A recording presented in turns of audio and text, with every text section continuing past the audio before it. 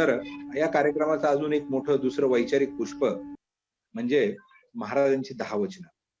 महाराजांच्या जीवनातला जो सर्वात मोठा जो भाग आहे किंवा त्यांच्या शिकवणुकीचा त्यांचं जे सार आहे शिकवणुकीचं, या 10 वचनात आलेलं आहे.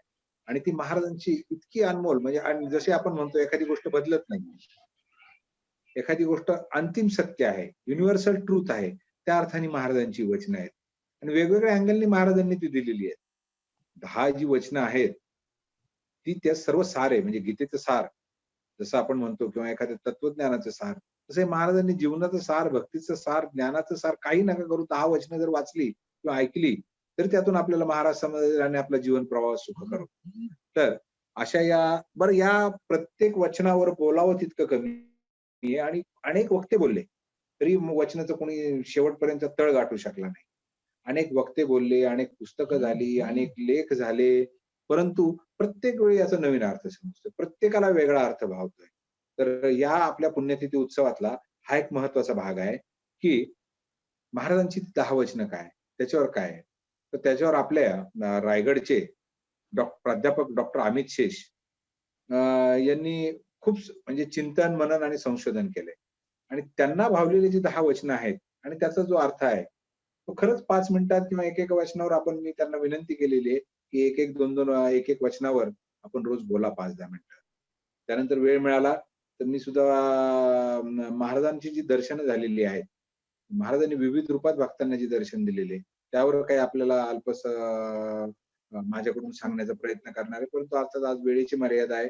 आज आपल्याला तर मी अमित शेष सर यांना विनंती करतो, की आज आपण महाराजांची जी 10 वचनं आहेत, त्याच्यावर उपोद्घात करावा आणि त्यामागचं जे तत्वज्ञान आम्ही आपल्याला नाशिकला ऐकलं होतं सर. तर त्या दृष्टीने खूप सुंदर मांडणी करता आपण. तर मी आपला जास्त वेळ न घेता आपल्याला विनंती करेल, की आपण या 10 वचनांवर सादर करा. प्राध्यापक डॉक्टर अमित शेष, रायगड.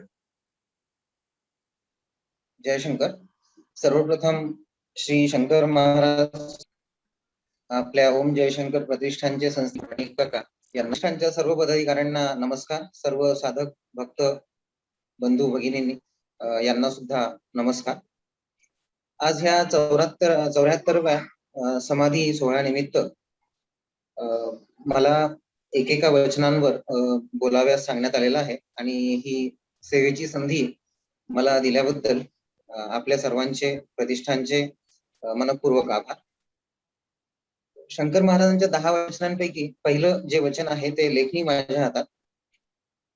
जसं मगाशी अजितदादांनी सांगितलं की ही वचनं किंवा याचा अर्थ जो आहे याचा काही थांग लागत नाही, अशा प्रकारची ही वचनं आहेत. खरोखरच ब्रह्मांडात जे काही घडत असतं त्यावर महाराजांचंच नियंत्रण असतं, थोडक्यात असं यातून आपल्याला कळून येतं. आणि याची प्रचिती, याची अनुभूती आपल्यापैकी अनेकांना आलेली आहे आणि याबद्दल वारंवार शंकर गीतेमधील ओव्या आपल्याला सांगत असतात. आपले अनेक भक्तही त्याबद्दल आपल्याला सांगत असतात. शंकर गीता लिखाणाचंच उदाहरण घ्या. जोपर्यंत महाराजांची आज्ञा आली नाही तोपर्यंत अघोर शास्त्री यांना ही शंकर गीता लिखाणाचं काम सुरू नाही करता आलं, कारण लेखणी शेवटी महाराजांच्या हातात होती. अघोर शास्त्री किंवा इतर कोणी जी काही मंडळी त्यामध्ये व्यस्त होती ते फक्त माध्यम होती. आणि गीतेमध्ये तसा उल्लेखही दिलेला आहे की 8 वर्षापूर्वी महाराजांची आज्ञा नव्हती म्हणून हे लेखनाचं काम 8 वर्षापूर्वी सुरू झाले नाही. ज्या वेळेला महाराजांनी साक्षात्कार हे जे ते स्वप्नात दर्शन दिलं किंवा तशी आज्ञा दिली त्याच वेळेला हे लिखाणाचं काम सुरू झालं. म्हणजे थोडक्यात असं म्हणता येईल आपल्याला की लेखणी महाराजांकडेच आहे आणि इतर सगळी मंडळी हे फक्त माध्यम आहे. शंकर गीतेमधील अध्यायांमध्ये सुद्धा श्री शंकर महाराज आपल्याला अनेक वेळा सांगतात की मी जे बोलतो, मी जे लिहितो ते होणारच. आणि हे त्यांचं जे वचन आहे हे तिन्ही त्रिकाळ सत्य आहे. मग तो भूतकाळ असो, वर्तमान काळ असो किंवा भविष्यकाळ असो. आणि याची सुद्धा प्रचिती आपण वेळोवेळी सर्वांनी घेतलेली आहे. तसंच महाराज सांगतात की मी जे बोलत असतो त्याप्रमाणेच सर्व घडून येत असते. जसे महाराजांनी आधीच सांगितले होते की दुसऱ्या महायुद्धात हिरोशिमावर अणुबॉम्ब पडणार आहे. हे तो अणुबॉम्ब पडण्याच्या आधीच महाराजांनी सांगितलं होतं. आपल्या भारत देशाची फाळणी असो वा देशातील महत्वाच्या राजकारण्यांचा मृत्यू किंवा हत्या असो, ह्या सर्व गोष्टी या सर्व गोष्टींबद्दल महाराजांनी आधीच सांगितलं होतं आणि सर्व त्याप्रमाणेच घडलं. त्यामुळे परत एकदा आपल्याला असं म्हणता येईल की लेखणी महाराजांच्याच हातात आहे आणि हे वचन इथं परत एकदा अधोरेखित होतं. ह्या सर्व घटनांवरून किंवा आपल्या अनुभवांवरून आपणास हे कळलंच असेल की आपण केवळ निमित्त मात्र आहोत. जे काही होते आहे ते महाराजांनी आधीच लिहून ठेवलेले आहे. त्याबद्दल काही वेळा महाराज आपल्याला वेगवेगळ्या पद्धतीने कौल देत असतात, सूचना देत असतात आणि त्यासाठी सुद्धा ते कुणाचा तरी माध्यम म्हणून उपयोग करतात. किंवा जसं पुराणिक काकांनी मागच्या आठवड्यात सांगितलं की महाराज नेहमी वक्ता मुखातून बोलत असतात आणि तसे आपल्याला सूचित करीत असतात. बऱ्याच वेळेला त्यावेळेला त्या घटनेचा, त्या सूचनेचा, त्या कौल देण्याचा अर्थ आपल्याला लक्षात येत नाही. पण काही दिवसांनी किंवा ती घटना ज्यावेळेला घडते त्यावेळेला त्याचं आपल्याला आकलन होतं. म्हणूनच मी सुरुवातीला म्हणालो की काही गोष्टींचा खरोखरच थांग लागत नाही. हे जे काही दृष्टांत असतात, ज्या काही सूचना, जे काही कौल आपल्याला मिळत असतात, त्या त्या क्षणाला त्या गोष्टींचा अर्थ आपल्याला कळत नाही, त्याचं आकलन होत नाही. पण थोडंसं मनन चिंतन जर आपण केलं तर निश्चितपणे त्याचा थांग आपल्याला लागू शकतो किंवा त्याचं आकलन आपल्याला होऊ शकतं. पुढे 12व्या अध्यायामध्ये आपल्याला दिसून येतं की महाराज आपल्याला सांगतात की घटना मी लिहून ठेवलेली असत आणि ती त्याचप्रमाणे घडते. असं शंकर गीतेमध्ये वेगवेगळे अध्याय वाचत असताना आपल्याला ह्या सर्व गोष्टींची प्रचिती येते. ठीक आहे, आता सगळे अध्याय इथे सांगत बसणार नाहीये, पण 12वा अध्याय असेल किंवा 8वा अध्याय असेल, ह्या सर्व ठिकाणी महाराजांनी हे आपल्याला सांगितलेलं आहे की मी जे जे काही बोलत असतो, मी जे जे काही लिहून ठेवत असतो, त्या सर्व घटना ह्या घडणारच आहेत. त्यामुळे ह्या सर्व घटनांचं आपण थोडंसं मनन चिंतन करून वेळीच जर आकलन केलं तर मला वाटतं बऱ्याचशा गोष्टी व्यवस्थित होतील. आणि अशा पद्धतीने आपण आपल्या महाराजांच्या लेखणीची अनुभूती घेतलेली आहे आणि महाराजांवर पूर्णपणे श्रद्धा ठेवून या विविध घटनांचे आकलन होणे गरजेचे आहे असं वाटतं. आणि या गोष्टींवरती जेवढं चिंतन किंवा मनन करू तेवढं कमी असेल असं वाटतंय. आणि ह्या वचनाचा अनुभव मला सुद्धा एक वेळा नाही अनेक वेळा आलेला आहे. काही गोष्टींचे आकलन त्यावेळी झाले आणि काहींचे नाही आणि काही गोष्टींचा अर्थ मी अजूनही शोधतो आहे. अजूनपर्यंत त्याचा काही थांग लागलेला नाहीये. पण निश्चितपणे महाराज आज न उद्या त्याबद्दल कुठली तरी हिंट मला देतील अशी आशा आहे. अशा पद्धतीने मी माझ्या अल्पमतीने ह्या पहिल्या वचनाचा अर्थ आपल्यासमोर मांडण्याचा प्रयत्न केलाय. आपण सर्वांनी तो शांतपणे श्रवण केला त्याबद्दल आपले आभार. सर्वांचे पुनश्च आभार. आणि यानंतर महाराजांची जी प्रख्यात 10 वचनं आहेत ज्याच्यावर आपण काल रायगडवरून आपले प्राध्यापक डॉक्टर अमित शेष यांनी पहिलं पुष्प गुंफलं होतं. पहिल्या वचनावर ते बोलले होते. आणि आज आदरणीय डॉक्टर शेष सर आपल्या प्रतिष्ठानचे सहसचिव यांना मी विनंती करतो की त्यांनी त्यांच्या अभ्यासपूर्ण लेखनातून आणि यातून वाणीतून महाराजांचं जे वचन आहे ते आमच्या सर्वांच्या पुढे आज पुष्प दुसऱ्याच्या माध्यमातून दुसरं वचन आपण सादर करावं. डॉक्टर अमित शेष. जय शंकर. सर्वप्रथम श्री शंकर महाराज यांचे चरणी व परमपूज्य आदरणीय पुराणिक काका यांचे चरणी साष्टांग नमस्कार. आज शंकर महाराजांच्या 10 वचनांपैकी दुसरं वचन जे असं आहे, अशक्य ते मजला शक्य, असं हे दुसरं वचन आहे. त्याबद्दल सांगावं तेवढं मला वाटतं अगदी कमी पडेल. मी जे काही मुद्दे आज विचार करत होतो, विचारात घेत होतो, त्यामध्ये अनेक मुद्दे समोर आले आणि मला असं वाटलं की बाबा परत म्हणजे कालही तीच भावना माझ्या मनात होती आणि आजही तीच भावना मनात होती की ह्या सगळ्या गोष्टी 5 ते 7 मिनिटांमध्ये कशा काय मांडायच्या, हा एक मोठा प्रश्न माझ्यासमोर उभा होता. तरी सुद्धा मी यथामती तो प्रयत्न आपल्यासमोर करतो ह्या सर्व गोष्टी आपल्यासमोर मांडण्याचा. अशक्य ही शक्य करतील स्वामी असं सांगणाऱ्या स्वामी समर्थांचेच एक रूप असणाऱ्या, दत्त महाराजांचेच एक रूप असणाऱ्या श्री शंकर महाराजांनी सुद्धा विविध लीलांमधून हे दाखवून दिलेलं आहे की जे कुणालाच शक्य नाहीये किंवा जे अशक्य आहे ते मी शक्य करून दाखवेन. जे सामान्य माणसासाठी अशक्य आहे ते मी शक्य करून दाखवीन, असं महाराज सांगतात. आणि शंकर गीता वाचताना त्यामध्ये आपण अनेक असे प्रसंग बघितले आहेत की जेथे अशक्य वाटणाऱ्या किंवा अवघड वाटणाऱ्या गोष्टी महाराजांनी सहज साध्य केलेल्या आहेत आणि ती शक्ती केवळ महाराजांकडेच आहे. आज महाराजांच्या समाधीनंतर इतक्या वर्षानंतर सुद्धा आपण पाहतो आहोत की महाराज भक्तांना दर्शन देत असतात. विविध कार्यक्रमांना महाराजांनी हजेरी लावल्याचं आपल्याला दिसून येत आहे आणि अनेक भक्तांशी महाराज संवाद साधताना दिसून येतात. मागच्या आठवड्यात मागच्या कार्यक्रमाच्या वेळेला काही भक्तांचे अनुभव वाचताना आपण पाहिले की एका भक्ताच्या घरी साधूच्या रूपामध्ये महाराज चहा पिण्यासाठी गेले होते आणि धन्य धन्य तो भक्त असंच म्हणावं लागेल आपल्याला. म्हणजे आजही महाराज त्या प्रसादाचा प्रत्यक्ष लाभ घेताना आपल्याला दिसून येतात. फक्त ह्या सर्व गोष्टी ऐकताना वाचताना मला वाटतं थोडीशी आपण बुद्धी आपली बाजूला ठेवावी असं वाटतंय आणि त्या संदर्भात मी अजूनही काही गोष्टी तुम्हाला शेवटी शेवटी सांगणार आहे. तसेच काही भक्त म्हणा किंवा त्यांच्या घरातील वडील माणसं आहेत, ती सुद्धा अगदी मृत्यूच्या दाढीतून त्यांना खेचून आणल्याचं सुद्धा आपण शंकर गीतेमध्ये ऐकलेलं आहे. त्या भक्ताची आई आपल्याला सांगते की मला असा एक काळाकुट्ट माणूस दिसला आणि हनुमंतानी त्याला बडवलं आणि मला त्याच्या दाढीतनं सोडून आणलं, त्याच्या कचाट्यातून सोडून आणलं. म्हणजे तो काळाकुट्ट माणूस दुसरा तिसरा कोणी नसून यम असावा, मृत्यू असावा तो. आणि त्या मृत्यूच्या दाढीतनं शंकर महाराजांनी हनुमानाचं रूप घेतलं आणि त्या वृद्ध मातेला सोडवून आणलं. आणि म्हणजे काळावर सुद्धा विजय मिळवणारा, काळाला सुद्धा आपल्या ताब्यात ठेवणारा म्हणजे हे आपले बाबा शंकर महाराज आहेत आणि केवळ त्यांच्याकडे मला वाटतं ती शक्ती आहे. तसंच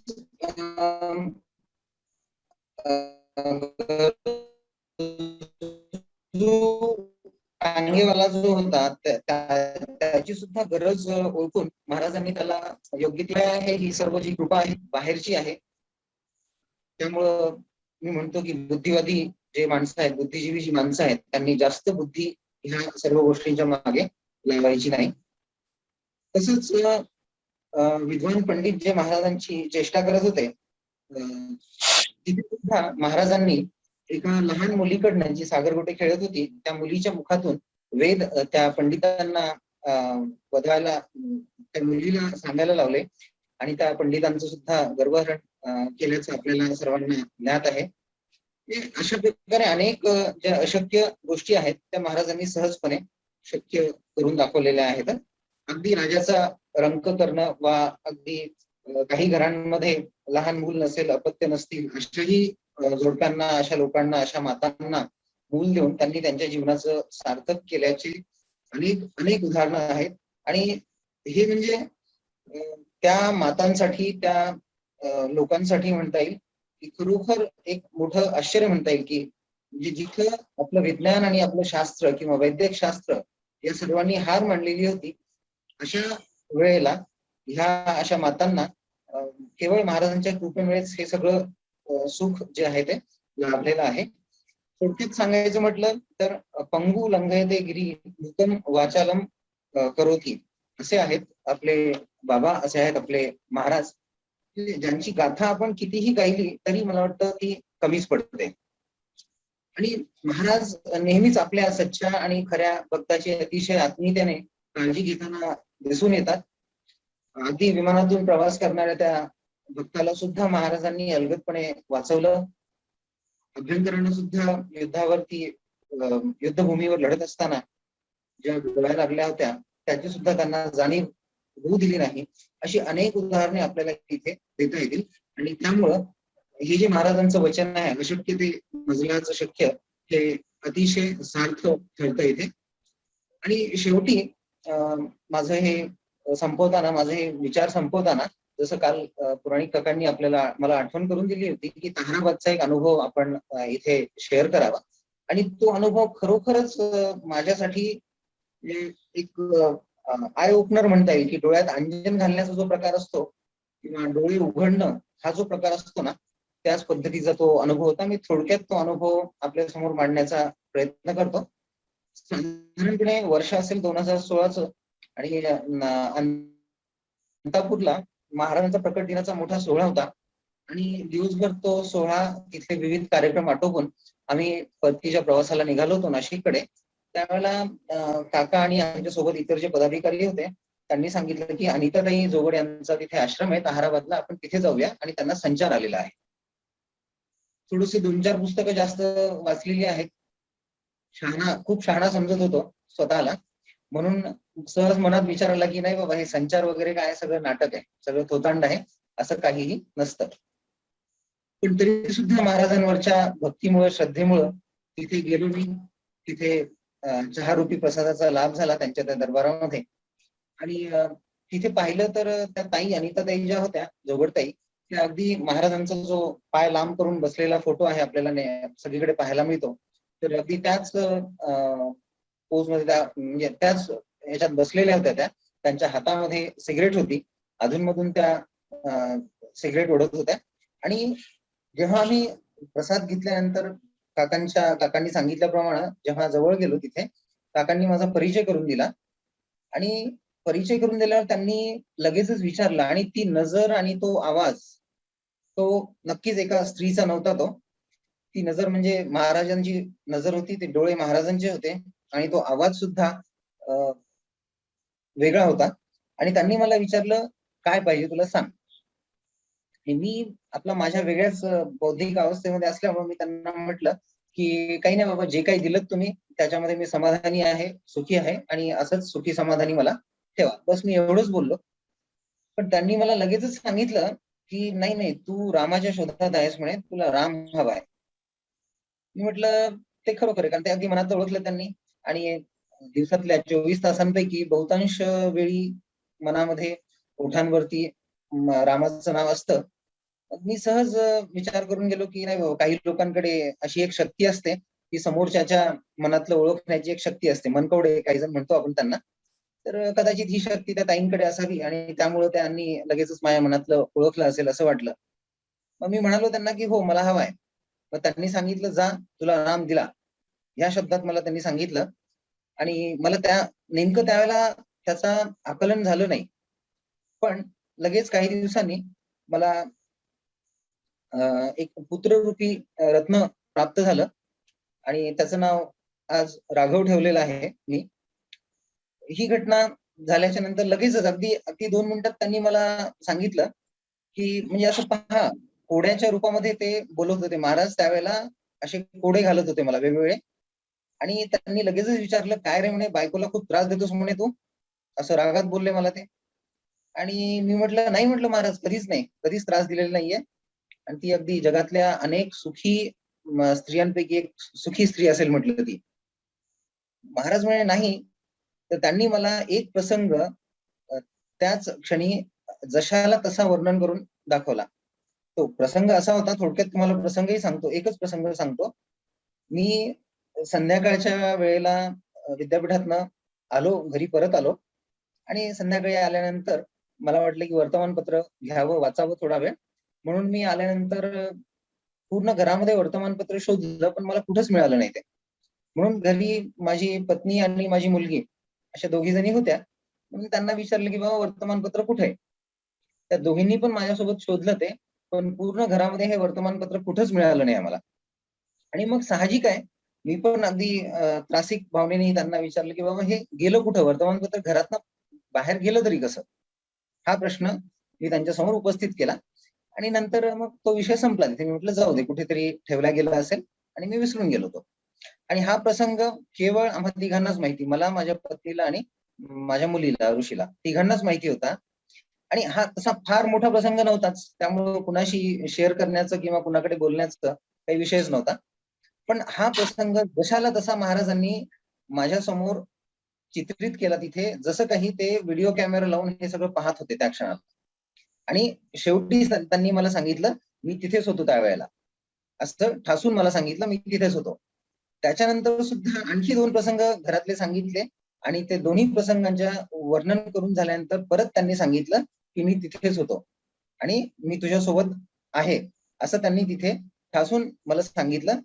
आणि त्याच्यानंतर जी एक साधारणपणे तासाभरापूर्वीची माझी भावना होती की नाही बाबा हे संचार वगैरे जे थोतांड आहे, नाटक आहे, हे मला माझी चूक तिथे उमगली.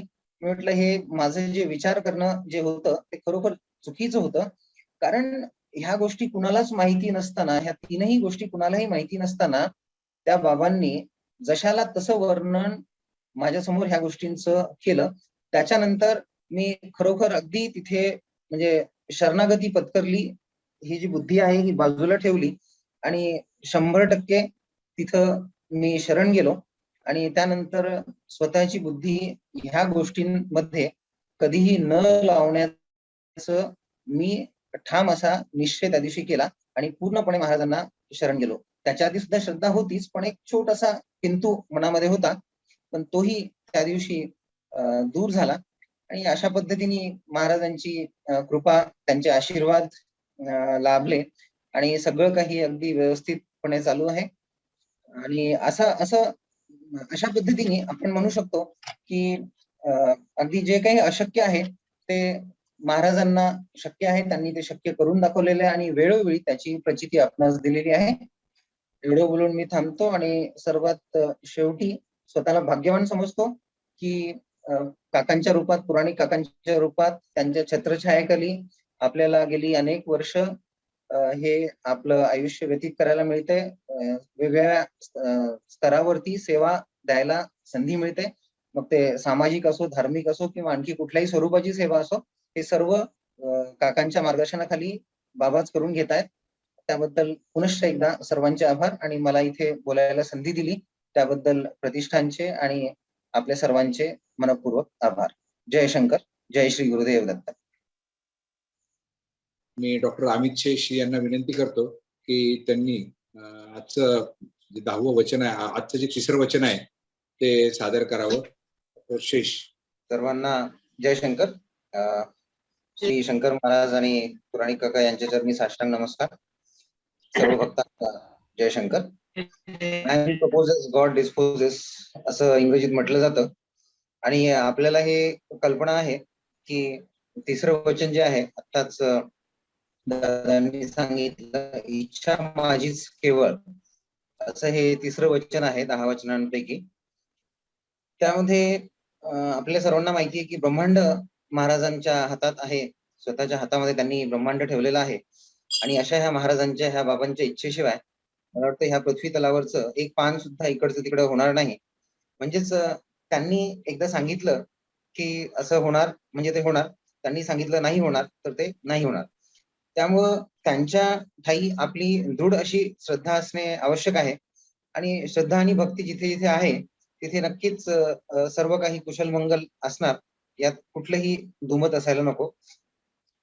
मला वाटतं पहिल्याच दिवशी आपल्याला पुराणिक काकांनी एक घटना सांगितली की तळेगावहून एक आपल्या साधिका एक ताई आल्या होत्या काकांना भेटायला हडपसरला आणि काकांच्या घराच्या जवळ आल्यावर त्यांना एक फोन आला की त्यांचे जवळचे नातेवाईक अतिशय गंभीर आहेत, सिरियस आहेत आणि त्यांना ताबडतोब बोलवलं होतं. पण ताईंनी सांगितलं की नाही मी महाराजांच्या दर्शनाला जाऊन येते. म्हणून मला वाटतं त्या ताई मग काकांच्या घरी गेल्या. तिथे काकांनी आणि त्या ताईंनी महाराजांना चहा आणि सिगरेट दाखवली आणि त्यांनी हात जोडून प्रार्थना केली महाराजांकडे. आणि काय आश्चर्य की त्यांच्या त्या नातेवाईकाची प्रकृती खूप सुधारली होती आणि मला वाटतं त्याच वेळेला ते बऱ्यापैकी सुधारणा झाली आणि ते मरणाच्या दाढेतनं परत आले तिथे.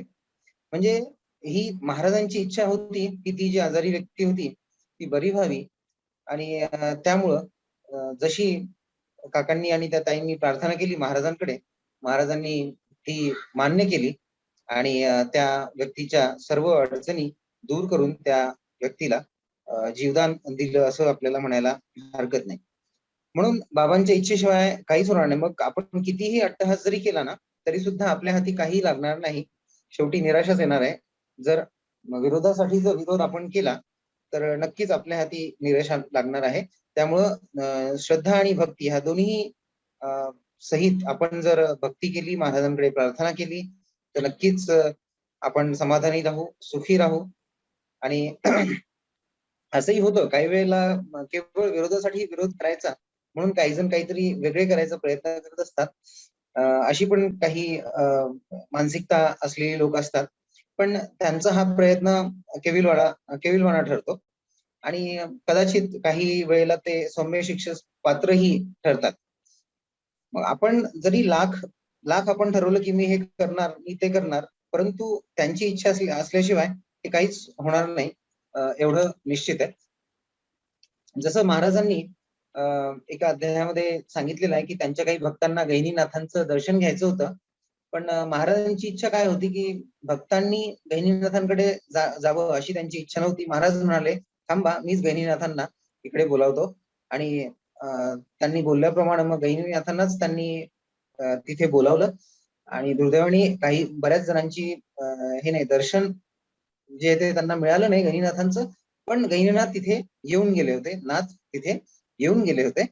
मग ते सुद्धा महाराजांच्या इच्छेनुसारच झालं, कारण ती महाराजांची इच्छा होती की माझ्या भक्तांना विनासायास गहिनीनाथाचं दर्शन इथेच व्हावं. म्हणून महाराज भक्तांना म्हणाले की मी माझ्या नाथांना, गहिनीनाथांना इथे बोलावतो. आणि त्या पद्धतीने त्यांनी भक्तांना जास्त त्रास होऊ नये म्हणून प्रत्यक्ष नाथाला तिथे बोलावलं होतं. आणि शेवटचा अगदी 2 मिनिटात आणखी एक अनुभव सांगतो, कशी महाराजांची इच्छा असते आणि जे अट्टहास करतात त्यांना कशा प्रकारची शिक्षा होते. सौम्य शिक्षा असेल ती भलेही, पण मनस्ताप होतो किंवा शिक्षा होते.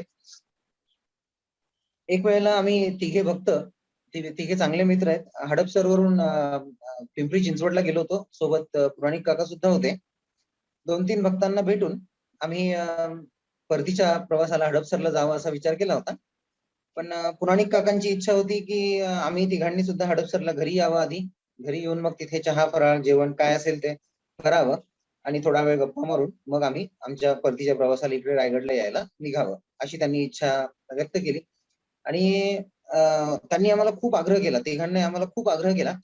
पण आमच्यापैकी एका व्यक्तीचं जी ती इच्छा नव्हती, ती व्यक्ती म्हणाली की नाही, आम्ही आता इकडच्या इकडे परत निघतो. पण काकांनी खूप खूप सांगितलं आम्हाला, पण ते काही त्या व्यक्तीने ऐकलं नाही. आणि त्यामुळे आम्ही मग परतीच्या प्रवासाला निघालो आणि अगदी मला वाटतं 4 किलोमीटर आम्ही अंतर कापलं असेल. 4 किलोमीटर पुढे आल्याच्या नंतर त्या आमच्या मित्राची गाडी पंक्चर झाली आणि सुदैवाने आम्ही शहरातच होतो, पिंपरी चिंचवड शहरामध्येच. आणि समोरच एक टायर दुरुस्त करणारा तो अण्णा होता आणि गाडी त्याच्याकडे घेऊन गेलो आम्ही. आणि त्यांनी सांगितलं की असं असं साहेब, गाडी पंक्चर आहे तुमची.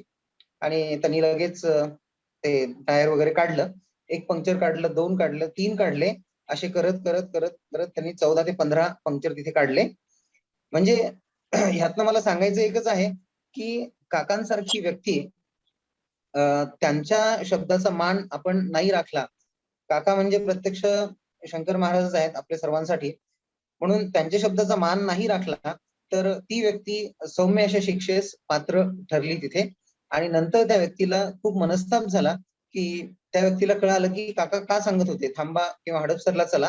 हे काका आम्हाला जे सांगत होते त्यामागचा उद्देश त्या व्यक्तीला नंतर कळाला, पण तोपर्यंत उशीर झाला होता, कारण तोपर्यंत त्या व्यक्तीला खूप मनस्ताप झालेला होता. त्यामुळं असं म्हणता येईल इथं की महाराजांची जी इच्छा आहे काही वेळेला आपल्याला कळते, काही वेळेला आपल्याला कळत नाही, पण शेवटी ते जे काही इच्छा त्यांची असते त्याचप्रमाणे ह्या सगळ्या गोष्टी होत असणार. आणि मला वाटतं त्यामुळे आपण तिथे हे विरोध करणं किंवा त्या प्रवाहाच्या विरोधात जाण्यामध्ये काहीही शहाणपणा नसतो. आणि एवढं बोलून मी इथे डॉक्टर अमित शेष तोपर्यंत कंटिन्यू करा प्लीज. हा, डॉक्टर अमित शेष. जय शंकर.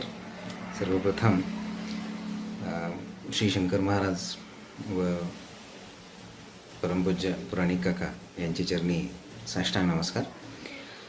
आज 10 वचनांपैकी 4थं वचन आहे, त्याबद्दल मी बोलणार आहे, माझे विचार आपल्यासमोर मांडणार आहे. 4थं वचन आहे, टाईम इज द फॅक्टर.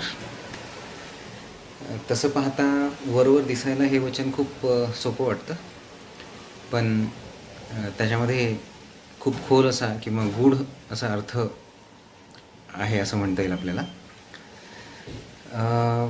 ह्याच्याबद्दल विचार करताना मला असं जाणवलं की हे वचन जे आहे हे अगदी म्हणजे ब्रह्मांडाच्या निर्मितीपासून ते पुढच्या प्रवासाबद्दल बोलून जातं. आणि सामान्य माणसाच्या बुद्धीने जर याचा विचार केला आपण तर अतिशय सामान्य अर्थ ह्यातनं आपण घेऊ शकतो. तर मी दोन्ही गोष्टी आपल्यासमोर थोडक्यात मांडण्याचा प्रयत्न करतो. आपल्या सर्वांना माहितीच आहे बिग बँग थेअरी काय आहे, ब्रह्मांड निर्मिती, हे ब्रह्मांड कसं निर्माण झालं आहे, ते शून्यापासून निर्माण झालं आहे असं म्हटलं जातं. आणि अलीकडेच बिग बँग थेअरीवरती बरेच प्रयोग झाले, बराच अभ्यास झाला आणि शेवटी शास्त्रज्ञांनासुद्धा हे पटलं. त्यांनी मान्य केलं की ह्या विश्वाची जी निर्मिती आहे ती कुठल्या तरी अदृश्य शक्तीच्या सहभागामुळं झालेली आहे नक्कीच. आणि त्याच्यामुळं असं आपण म्हणू शकतो की हे विश्व एवढं मोठं आहे की अजूनही नवीन नवीन गोष्टींचा शोध रोजच लागत असतो. वेगवेगळ्या आकाशगंगा, ग्रह यांचा सगळ्यांचा शोध लागत असतो अजूनसुद्धा. आणि त्याच्या बिग बँग स्फोटामधून जी काही ऊर्जा तयार झाली, प्रचंड ऊर्जा तयार झाली होती आणि त्याच्यामधून हे विश्व निर्माण झालं असावं असं म्हणतात. आणि त्याच स्फोटाने, त्याच ऊर्जेने हे सगळं अवकाश निर्माण केलं आणि नंतर कालांतराने हे सगळे ग्रह तारे निर्माण झाले. म्हणजेच महाराज असं म्हणतात इथं की टाईम फॅक्टर हा जो आहे तो ब्रह्मांडाच्या निर्मितीपासून प्रत्येक गोष्टीवर परिणाम करत आलेला आहे. काळ ज्याला म्हणतो आपण, काळ, वेळ हा जो आहे तो प्रत्येक गोष्टीवरती परिणाम करत आलेला आहे. आणि हे वचन मी जसं मगाशी म्हणालो की एवढं सोपं नाही आहे, त्याच्यामध्ये खूप मोठा अर्थ सामावलेला आहे. आणि महाराज नेहमीच कोड्यात बोलत असतात आणि आपल्याला बऱ्याच वेळेला ते समजून घ्यायला अवघड जातं. जसं मी माझा एक अनुभव सांगताना तुम्हाला बोललो होतं की मला त्यांनी एक कोडं घातलं होतं आणि एका कोड्याचा अर्थ मला अजूनही समजलेला नाही आहे. तर इथे महाराज जरी काळाबद्दल बोलत असले तरी त्यांचा निर्देश जो आहे तो त्या कालातीत शून्याकडे आहे असं त्यांना सुचवायचं आहे की तुमचं मन जे आहे ते काळाच्या पलीकडे गेलं पाहिजे. कारण काळ हा प्रत्येक गोष्टीवर परिणाम करत असतो, पण इथे त्याचा परिणाम जो आहे तो आपल्या मनावर नाही झाला पाहिजे, त्याचा प्रभाव आपल्या मनावर नाही झाला पाहिजे. खरं पाहता त्या काळाचा परिणाम आपल्या मनावर होत असतो, पण जर आपण काळाच्या पुढे गेलो तर त्याचा परिणाम आपल्या मनावर होणार नाही, त्याचा प्रभाव आपल्या मनावर राहणार नाही. आपण सर्वजण हे मान्य करालच की काळाचा परिणाम हा निसर्गावर सुद्धा झालेला आहे. त्यामुळेच आपल्याला हे ऋतुचक्र पाहायला मिळतं. आपण जेव्हा दुःखात असतो तेव्हा काळ खूप कठीण वाटतो आपल्याला, वेळ जायला खूप मोठा, दिवस मोठा वाटतो असं वाटतं आपल्याला. पण जेव्हा सुखात असतो तेव्हा वेळ पटकन निघून जातो, काळ पटकन निघून जातो आणि त्यामुळं असं वाटतं की अरे हा जो सुखाचा काळ आहे तो खूप छोटा होता. त्यामुळं आपण जर ह्या काळाच्या पलीकडे जाऊन जगण्याचा प्रयत्न केला तर नक्कीच आपण ह्या साधना मार्गामध्ये सुद्धा आपल्या साधनेवर काळाचा परिणाम होऊ देणार नाही, होणार नाही, आपल्या साधनेवर काळाचा परिणाम होणार नाही. तर तेवढी काळजी आपण घेतली पाहिजे आणि ह्या मार्गात आपलं मन स्थिर राहिलं पाहिजे. पण मला वाटतं ती सगळ्यात अवघड बाब आहे, मन स्थिर ठेवणं. कारण ते मन सारखं इकडे तिकडे कुठेही, कुठल्याही क्षणाला, कुठल्याही स्थळाला फिरत असतं. त्यामुळे ती सगळ्यात अवघड बाब आहे असं वाटतं. पण हे जर आपल्याला जमलं, जर मन स्थिर करता आलं, ठेवता आलं तर नक्कीच आपण साधना मार्गामध्ये प्रगती करू शकू असं मला वाटतं आहे. तर थोडक्यात हा असा एक भाग महाराजांना सांगायचा आहे इथे या वचनाच्या मार्फत. आणि दुसरं जे आहे ते काळ जे म्हणतो आपण, आपल्याला शंकरी गीतेमध्ये सुद्धा दिसून येतं की काही जणांना महाराज दिसतात, काही जणांना दिसत नाहीत, एकाच क्षणाला एकाच स्थळावरती. तसंच महाराज जेव्हा सोनटक्केंच्या घरी जात त्यावेळेला एक संन्यासी तिथे आहेत आणि सोनटक्केंना महाराज दिसत, पण त्या माणसाला दिसत नसत महाराज. त्यामुळं सोनटक्के महाराजांना विचारत की असं का. महाराज त्यांना म्हणतात की त्या माणसाला आत्ताच दर्शन द्यायचं नसतं, योग्य वेळ आली की मी नक्कीच त्यांना ते दर्शन देईन आणि न मागता दर्शन देईन. म्हणजे ती वेळ त्याची येणं अजून बाकी आहे, तो काळ अजून त्याचा आलेला नाही आहे. मग महाराजांना अनेक जणांनी वेगवेगळ्या पद्धतीने विचारलं होतं की महाराजांचं वय किती. ते कोणी सांगू शकत नाही. कोणी 150 वर्ष म्हणतं, कोणी 300 वर्ष म्हणतं, कोणी 700 वर्ष म्हणतं किंवा कोणी 2000 वर्ष सांगत असेल. मग ह्या प्रत्येक म्हणण्याला एक आधार आहे. प्रत्यक्ष काळ ज्यांच्या आज्ञेत आहे अशा महाराजांचं वेळेचं गणित आपल्याला कसं माहिती होईल, कसं जाणणार आपण. तर ते थोडंसं अवघड बाब आहे असं वाटतं. प्रत्येकाला आपल्या कर्माचं फळ आपल्या प्रारब्धानुसार वेळ आल्यावर मिळतंच, हे पण आपल्याला माहिती आहे. आणि ज्याच्या त्याच्या कर्माप्रमाणे त्याला फळ, त्या त्या व्यक्तीला फळ देणं, कर्माचं फळ देणं, किंवा एखाद्याच्या काळाला किंवा मृत्यूला माघारी फिरवणं, हे सगळं गोष्टी जे आहेत ते महाराजांच्या हातात आहेत आणि महाराजांनी हे करून दाखवलेलं आहे. गीतेत असाही उल्लेख आहे की महाराज एकाच वेळी वेगवेगळ्या 13 ठिकाणी उपस्थित होते. एकाच वेळी अनेक स्थानी वेगवेगळ्या नावांनी त्यांचे कार्य आजही सुरू आहे. समाधी घ्यायच्या 17 वर्ष आधी धनेश्वरांनी महाराजांची आर्ततेने विनंती केली, तेव्हा महाराजांनी तो निर्णय बदलला. म्हणजे वेळ फक्त त्यांच्याच हातात आहे. आपण म्हणतो महाराज समाधीस्थ झाले, पण आजही ते कार्यरत आहेत ह्याचे दाखले शंकरगीतेत आढळतात. याचे उत्तम उदाहरण म्हणजे जॉन साहेब, जे 2 वर्षापूर्वी पुराणिकांकडे येऊन सर्वांना मार्गदर्शन करून गेले. महाराजांनी अनेकांना सप्त चिरंजीवांमध्ये श्रेष्ठ असलेल्या मारुतीच्या रूपात सुद्धा दर्शन दिलेलं आहे. म्हणजे आज सुद्धा आपल्याला प्रत्यक्ष महाराजांचं दर्शन होतं. म्हणजे त्रिकाळ त्यांच्या हातात आहे. आणि ह्या सर्व घटनांवरून हे सिद्ध होते की वेळ ही फक्त महाराजांच्याच हातात आहे. आपण आपले कर्तव्य सचोटीने पार पाडावे. काय, कधी आणि किती द्यायचे हे फक्त तेच ठरवणार. एकंदरीत टाईम फॅक्टर लागू होतो त्यांना ज्यांना आत्मदर्शन झालेलं नाही, किंवा ज्यांना खरं ज्ञान प्राप्त झालेलं आहे, सत्यदर्शन झालेलं आहे, जीवनाचे सर्व पैलू त्यांनी जाणलेले आहेत, त्यांना अवतार म्हणतात. आणि महाराज तर काय, श्री स्वामी समर्थ, शंकर आणि अष्टावक्र या तिघांचाही एकत्रित अवतार आहेत. तर त्यामुळं ह्या काळाला जे आहे ते महाराज स्वतःच्या हातात ठेवतात. त्याच्यावर त्यांचंच राज्य आहे असं म्हणायला इथे काही हरकत नाही.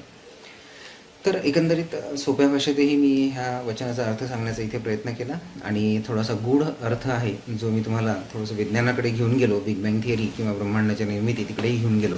तर हे दोन्ही अर्थ ह्या वचनाचे असू शकतात. तर एवढं बोलून मी हे माझं आजचं विचार जे आहे ते थांबवतो. सर्वांना परत एकदा नमस्कार, जयशंकर. आणि माझं म्हणणं शांततेने ऐकून घेतलं त्याबद्दल सर्वांचे आभार. साधारण मी डॉक्टर अमित शेष यांना विनंती करतो की त्यांनी आजचं आमच्या पुढे कुठले सरकार या शंकर महाराजांच्या वचनावर पटकन आपलं विवेचन द्यावं. शेष सरांना विनंती करतो की त्यांनी आपल्या कार्यक्रमाची पटकन सुरुवात. पूजनीय शंकर महाराज, श्री स्वामीजी, पुराणिक काका, साष्टांग नमस्कार. आणि आजचं जे माझं वचन आहे, महाराजांचं वचन आहे, ते आमच्या पुढले सरकार. शिवस्य हृदयम विष्णु, विष्णुस्य हृदयम शिव, असं आपल्याला शंकर गीतेत एक ओळ आपल्या सर्वांना आठवते. आणि त्यावरून एक आपल्याला दिसून येतं की महाराजांची लीला ही अगाध आहे, अतर्क्य आहे, अमर्याद आहे. आणि ह्या पूर्ण ब्रह्मांडावर, त्रिभुवनावर त्यांचीच सत्ता आहे. आणि ह्या सर्व गोष्टींचं शब्दांमध्ये वर्णन करणं माझ्यासारख्या अतिसामान्य माणसाला थोडंसं अवघड जाईल. तरी सुद्धा मी माझ्या परीने तो प्रयत्न करतो. माणसाने आज जरी या विज्ञान युगामध्ये खूप प्रगती केलेली असली, तंत्रज्ञान, नवीन नवीन तंत्रज्ञानाचे शोध लावलेले आहेत. आणि आपण म्हणत असतो, माणूस म्हणत असतो की मी हे केलं, मी ते केलं, मी हे मिळवलं, ते मिळवलं, मला एवढं यश मिळालं. पण हे सर्व देणं हे कोणाच्या हातात आहे? हे महाराजांच्याच हातात आहे, त्या ब्रह्मांड नायकाच्या हातात आहे. आणि आपल्या हातात फक्त प्रामाणिकपणे आणि सचोटीने काम करणं एवढंच आहे. आणि त्याचं फळ जे द्यायचं आहे ते महाराज आपल्याला देत असतात, बरं वाईट जे काय असेल कर्माप्रमाणे. आणि आपण असं बऱ्याच वेळेला म्हणत असतो की राईट ब्रदर्सनी विमानाचा शोध लावला वगैरे, आपण सांगत असतो, वेगवेगळ्या शास्त्रज्ञांचे शोध सांगत असतो. पण ह्या सर्व गोष्टींचा उल्लेख आपल्या पुराणांमध्ये आढळतो. पुष्पक विमानाचा सुद्धा उल्लेख आपल्या पुराणांमध्ये आढळतो. म्हणजेच आजच्या ह्या विज्ञान युगात जे काही शोध लागलेले आहेत, हे जे ते शोध आपल्या वेदांमध्ये किंवा आपल्या पुराणांमध्ये, ग्रंथांमध्ये या सर्व गोष्टींचा उल्लेख आपल्याला आढळतो. आणि त्यामुळेच असं म्हणता येईल की हे जे ब्रह्मांड नायक आहेत, यांच्या कृपेने हे सर्व गोष्टी आपण या इतर देशांच्या, प्रगत देशांच्या आधीच केलेल्या आहेत. तसेच युग सहस्र योजन पर भानू लिल्योताही मधुर फल जानू, आपल्या सर्वांना ज्ञात असेलच, तुलसीदासांनी हनुमान चालिसामध्ये हे लिहिलेलं आहे. जर युग, सहस्र, योजन यांची संख्या घेऊन जर आपण बेरीज केली तर पृथ्वी आणि सूर्यामधील अंतर मिळतं. आणि जे आजचे वैज्ञानिक आणि शास्त्रज्ञ किंवा खगोलशास्त्रज्ञ जे काही शोध लावतात ह्या सर्व गोष्टींचा, हे आपल्या संतांनी, ऋषीमुनींनी या आधीच सांगितलेलं आहे. यावरनं आपल्याला आपल्या संतांची किंवा आपल्या देवतांची महती लक्षात येते. तसेच संपूर्ण ब्रह्मांडावर महाराजांचीच सत्ता आहे. याचा एक छोटासा प्रसंग आपल्या समोर मी मांडतो गुरु लीलामृत मधून. अक्कलकोटमध्ये जेव्हा गोरे पोलीस एका स्वामी भक्ताला अटक करण्यासाठी आले होते, तेव्हा पोलिसांना ते काही जमलं नाही. कारण सरकार जरी फिरंग्यांचं असेल, गोऱ्या माणसांची जरी सत्ता त्यावेळेला भारतात होती, तरी सुद्धा ब्रह्मांडावर सत्ता जी होती स्वामींची होती, स्वामींची आहे. आणि त्यामुळं हे त्या गोऱ्या पोलिसांना त्या स्वामी भक्ताला अटक करणं जमलं नाही शेवटपर्यंत. त्यामुळं एकंदरीत ह्या विश्वातील सर्व घटक हे महाराजांच्या आज्ञेचे पायीक आहेत. ते गैरव्यवहार व गैरवर्तणूक करणाऱ्या लोकांवर महाराज कठोर शिक्षेचं चाबूकही उगारतात. कारण तेच सरकार असल्यामुळे न्यायनिवाडा त्यांच्याच हातात आहे. त्यामुळे कर्माचा सिद्धांत बाजूला ठेवून जे मोकाटपणे वागताना दिसतात त्यांना योग्य ती शिक्षा इथे मिळतेच. आणि ह्या सर्व गोष्टींचा उल्लेख आपल्याला श्री गुरुचरित्र, श्री दासबोध आणि यासारखे इतर आपले जे ग्रंथ आहेत, पुराण आहेत, या सर्व ग्रंथांमध्ये पाहायला मिळतो. शंकर गीतेमध्ये सुद्धा आपल्याला असं दिसून येतं की निजामाचं राज्य काढून घेतल्याचा तिथे उल्लेख दिसून येतो. कारण ह्या सरकारांच्या पुढे कुठल्याही राजाचे किंवा राज्यकर्त्याचे काहीही चालणार नाही असाच संदेश आपल्याला यातून मिळतो. आजवर कित्येक जण पैशाच्या, अहंकाराच्या, विज्ञानाच्या, सत्तेच्या, ज्ञानाच्या जोरावर मी करत आले, पण महाराजांसमोर त्यांना नतमस्तक व्हावे लागले. त्यामुळे ह्या आपल्या सरकारांच्या समोर कुणीही मोठा नाही असे म्हणता येईल. त्यामुळे मानवी मूल्यांचा किंवा ज्याला आपण इंग्रजीत ह्युमन व्हॅल्यूज म्हणतो, त्या मानवी मूल्यांच्या चौकटीत राहून जर आपण आपली वर्तणूक चांगली ठेवली नाही तर आपण निसर्गाच्या नियमानुसार, नॅचरल जस्टिस ज्याला म्हणतो, ब्रह्मांड नायकाच्या कायद्यानुसार शिक्षेस पात्र ठरतो. जर आपल्याला रामराज्याची स्थापना करावयाची असेल तर मानवी मूल्यांच्या चौकटीत राहून चांगले जीवन व्यतीत करावे लागेल, सत्कर्मच करावे लागतील, तरच आपले अस्तित्व टिकून राहील असे ह्या वचनाबाबत बोलताना आपल्याला म्हणता येईल. एवढं बोलून मी ह्या वचनाचं विवेचन येथे थांबवतो. जय श्री. मी डॉक्टर अमित शेष रायगड यांना विनंती करतो की त्यांनी या 10 अनमोल महाराजांच्या वचनापैकी आजचं जे वचन आहे त्याबद्दल आपण विवेचन करावं. आजचं कुठलं वचन आहे सर? पंखे मी वायूच्या सहज गतीने जात असे. अच्छा अच्छा. तर त्याचं विवेचन सर आज आपल्या ओघवत्या वाणीने करणार आहेत. तर आपण सर्व निश्चित त्याचा लाभ घेऊयात. आदरणीय शेष सर, माननीय शेष सर, आपण सुरू करू शकतो. सर्वप्रथम श्री शंकर महाराज व पुराणिक काका आणि तसेच आज आपल्या कार्यक्रमात आपल्याला वक्ते म्हणून लाभलेले श्री जक्कल काका यांना साष्टांग नमस्कार आणि सर्व साधक बंधू भगिनींना माझा नमस्कार. आज जसं मी सांगितलं की 6वं वचन जे आहे ते पंखे मी वायूच्या सहज गतीने जात असते. आणि खरोखरच एक वेगळा आनंद मिळतोय या वचनांचं विवेचन किंवा त्याचं अभ्यास करताना.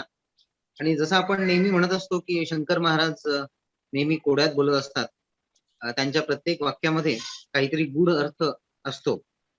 त्याच पद्धतीने या वचनाच्या सुद्धा गूढ अर्थ आहे. तर मी दोन्हीही पद्धतीने याचं विवेचन आपल्यासमोर मांडण्याचा प्रयत्न करतो. थोडक्यात तो जो गूढ अर्थ आहे तोही मांडतो आणि अतिशय साध्या भाषेत त्याचं विवेचन कसं करता येईल हेही आपल्यासमोर मी अगदी कमीत कमी वेळामध्ये मांडतो.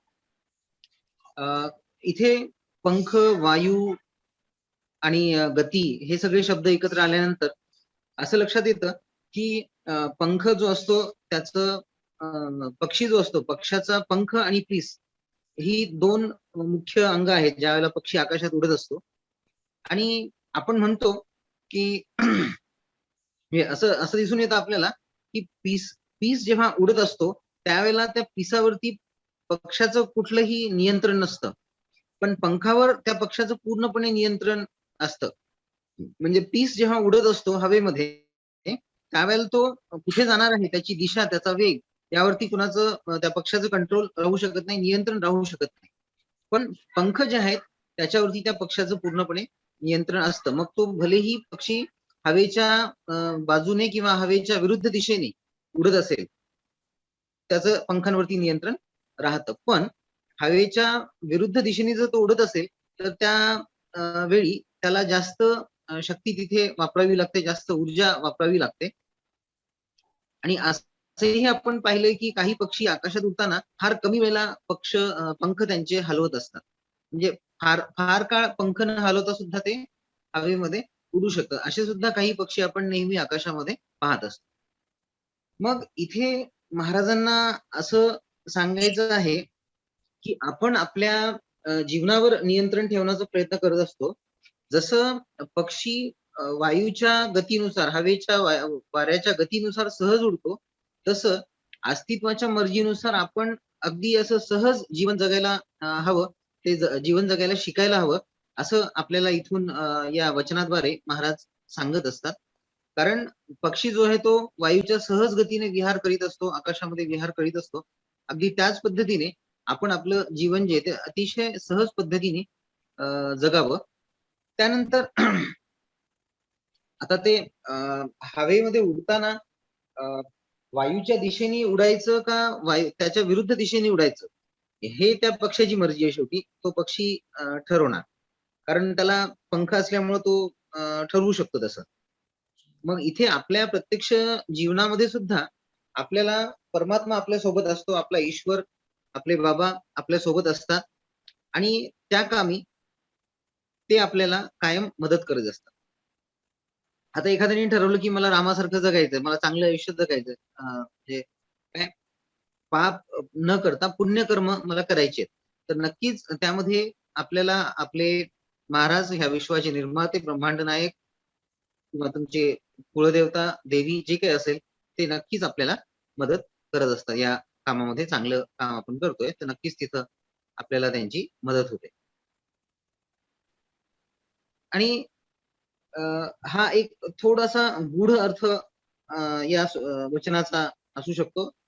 आणि शिवाय जर साध्या भाषेत जर या वचनाचं विवेचन करायचं असं आपण ठरवलं, तर असं म्हणता येईल की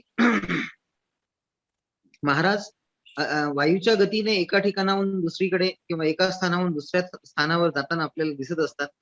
आणि या सर्व गोष्टींचा उल्लेख आपल्याला शंकर गीतेमध्ये किंवा महाराजांवरती आधारित अनेक ग्रंथांमध्ये दिसून येतो.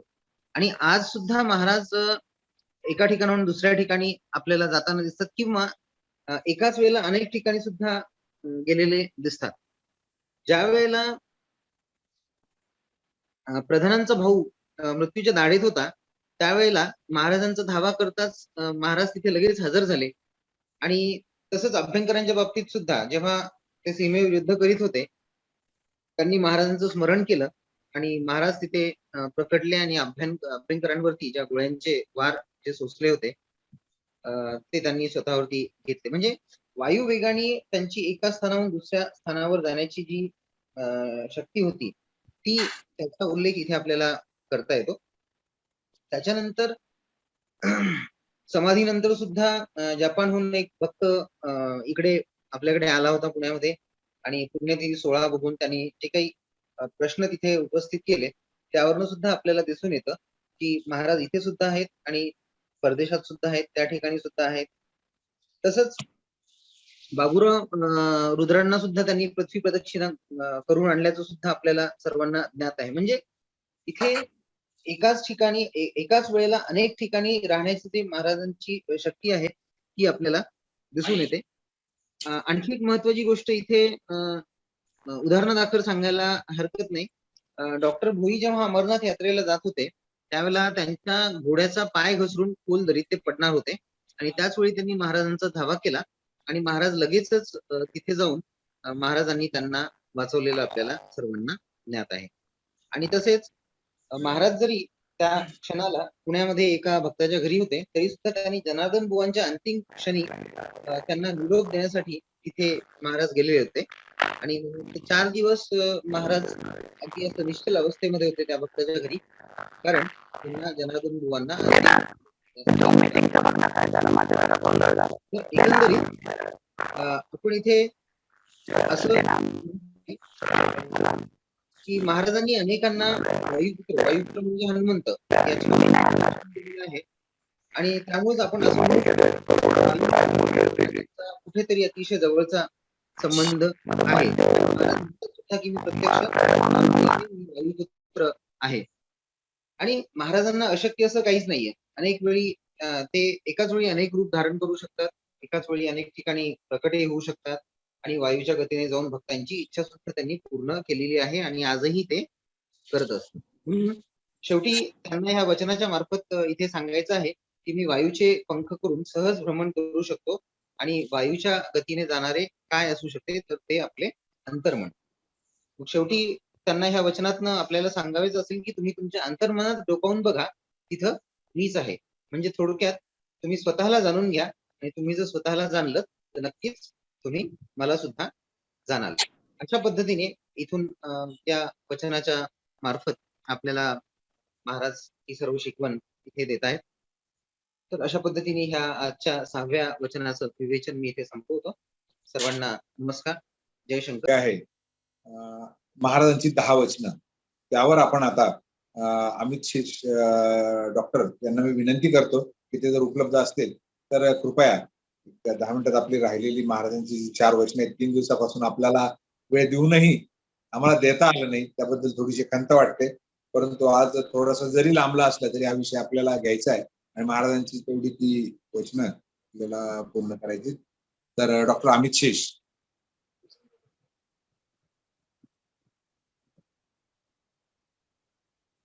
सर्वांना जयशंकर. आज अजितदादांनी सांगितल्याप्रमाणे खरोखरच 3 दिवस वचनांचं विवेचन झालं नाही. कमीत कमी शब्दांमध्ये मी राहिलेली 4 वचन आपल्यासमोर मांडण्याचा प्रयत्न करतो. 7वं वचन आहे कैरी कैरी कैरी कैरी पत्ते की अंदर छुपेगी कितने दिन, बाजार में एक दिन जरूर आएगी. आपला हा कार्यक्रम सुरू होण्याच्या सुरुवातीला असावं किंवा मागच्या कार्यक्रमात आपल्याला पुराणिक काकांनी या वचनाबद्दल थोडक्यात विवेचन आपल्यासमोर मांडलं होतं.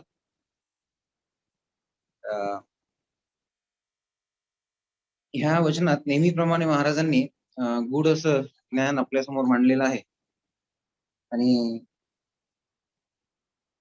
कैरी आणि आंब्याची पानं ह्या 2 शब्दांमधून ते काही गोष्टी आपल्यासमोर इथे मांडता येतात.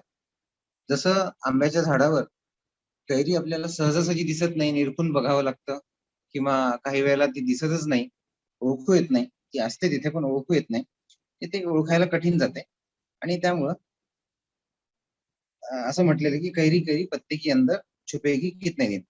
पण इथे कैरी म्हणजे कच्ची जी कैरी आहे ते अज्ञानाचं प्रतीक आहे आणि पिकलेला आंबा जो आहे ते ज्ञानाचं प्रतीक आहे.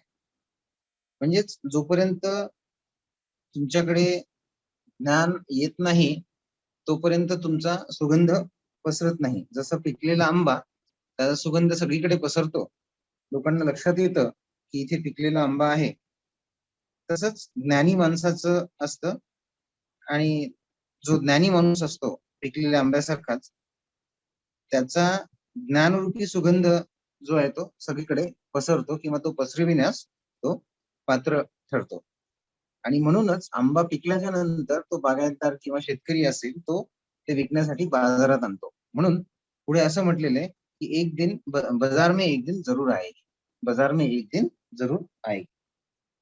आणि बाजारात विकायला आल्याच्या नंतर त्या आंब्याचं गोडवा किंवा त्या ज्ञानी माणसाचं ज्ञान यांचा आस्वाद सर्व लोक घेतात.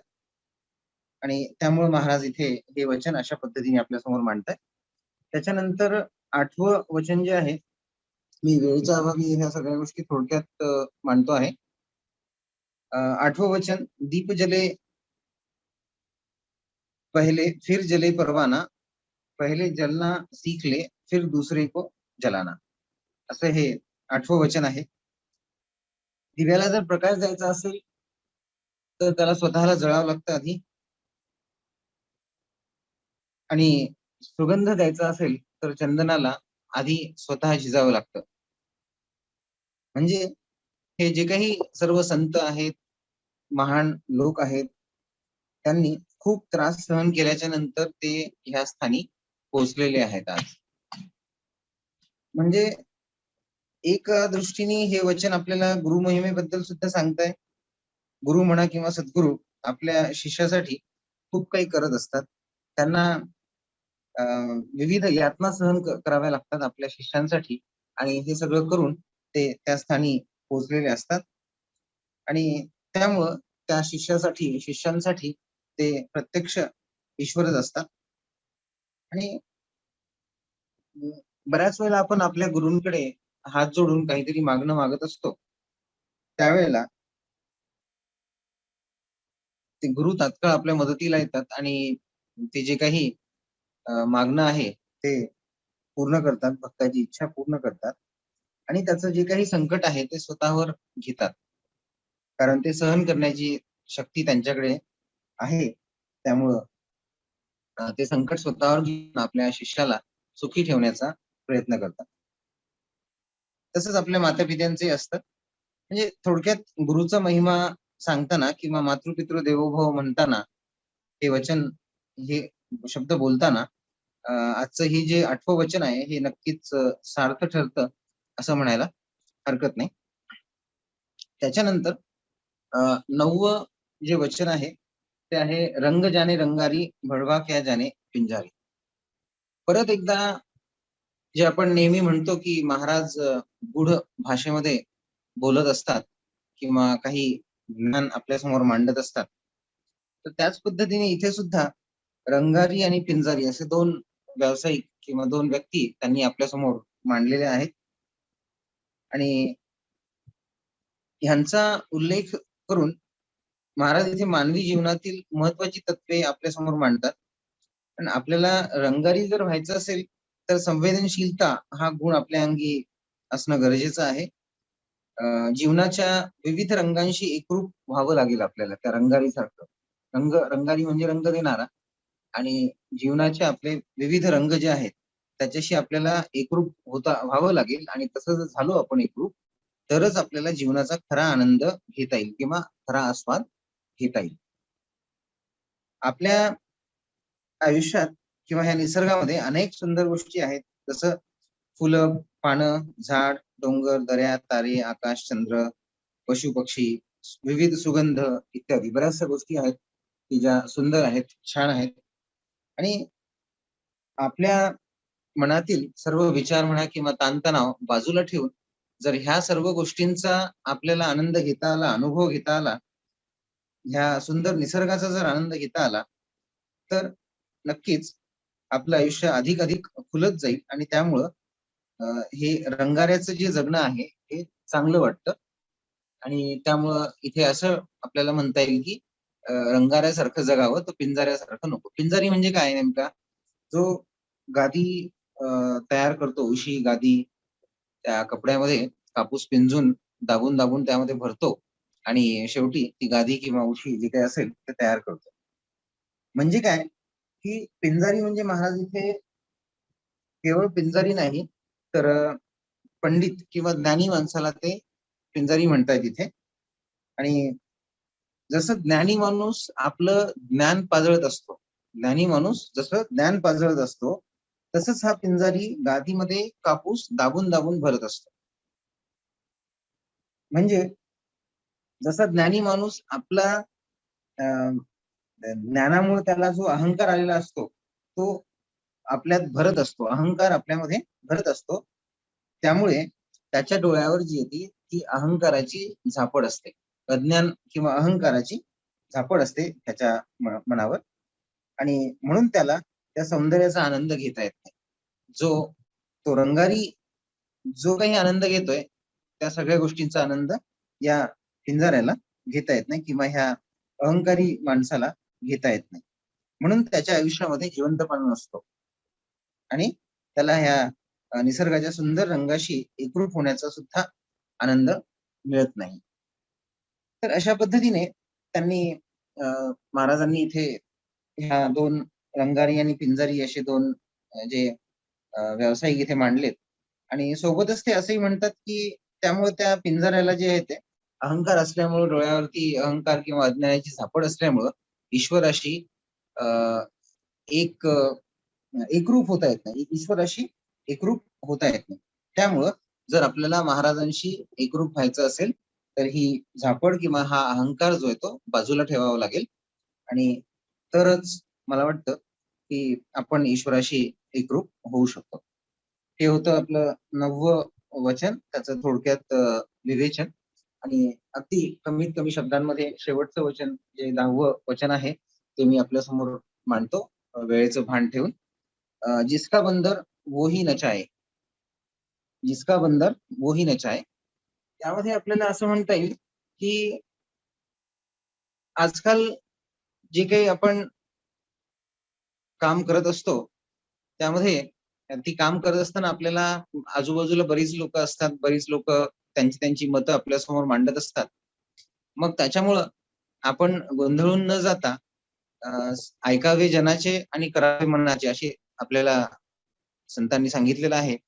आणि त्याच पद्धतीने मला वाटतं ह्या सर्वांचं मत जाणून घेऊन किंवा सर्वांचं मत ऐकून जे सहज कानावर येतंय ते सर्व ऐकून आपण आपलं जे काही साधना मार्गात पुढे जात आहोत किंवा जी काही साधना आपली चाललेली आहे ती चालू ठेवावी किंवा ह्या इतरांच्या मतामुळे आपण विचलित व्हायला नको आहे.